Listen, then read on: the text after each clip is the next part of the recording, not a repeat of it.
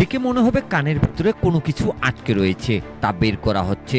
আসলে তা নয়। প্রাথমিকের সহকারী শিক্ষক নিয়োগ পরীক্ষায় অসৎ উপায় অবলম্বন করে কানের ভিতরে ডিজিটাল ডিভাইস ঢুকিয়ে পরীক্ষায় অংশ নিয়েছে কতিপয় পরীক্ষার্থী। অবশেষে পরীক্ষায় অসৎ উপায় অবলম্বনের অভিযোগে শুক্রবার ঢাকার বাইরে আটক হন শতাধিক পরীক্ষার্থী। এরই সঙ্গে প্রশ্ন ফাঁস চক্রের 12 সদস্যকে আটক করা হয়। নিয়োগ পরীক্ষা চলাকালীন গাইবান্ধা সদর, ফুলছড়ি, পলাশবাড়িতে 43টি কেন্দ্র থেকে ডিজিটাল ডিভাইস সহ 51 জন পরীক্ষার্থীকে আটক করা হয়। পরে নেওয়া হয় সদর থানায়। পুলিশের এই কর্মকর্তা জানান, পরীক্ষার যে ইনভিজিলেটর ছিলেন যারা, তারা অ্যারেস্ট করেছেন। পুলিশ পরবর্তীতে পুলিশকে ডাকা হলে পুলিশ সেখানে যে সিজার লিস্ট করেছে।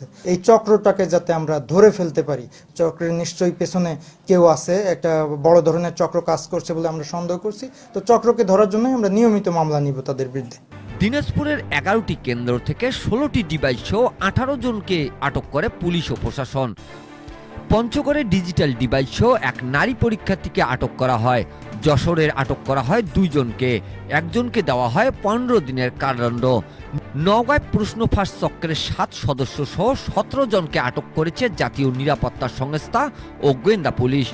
উদ্ধার করা হয় মোবাইল ফোন ও ফাঁস হওয়া প্রশ্নপত্র।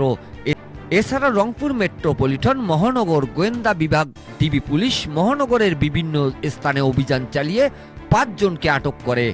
উদ্ধার করা হয় ডিজিটাল ডিভাইস সহ বিভিন্ন সরঞ্জাম। টাঙ্গাইল থেকে প্রশ্ন ফাঁস চক্রের 5 সদস্যকে গ্রেপ্তার করা হয়। এদের মধ্যে একজন প্রাথমিক শিক্ষা অধিদপ্তরের কর্মকর্তা। পাবলিক পরীক্ষা নিয়ন্ত্রণ আইন অনুযায়ী তাদের বিরুদ্ধে আইনানুগ ব্যবস্থা গ্রহণ করা হবে। আমরা নিশ্চয়ই এই প্রতারক চক্রের হোতাদের খুঁজে বের করব, যাতে ভবিষ্যতে এই ধরনের ঘটনা প্রতিরোধ করা যায়। প্রশ্ন ফাঁস চক্রের মূল হোতাদের আইনের আওতায় আনতে কাজ করছে আইন শৃঙ্খলা বাহিনী।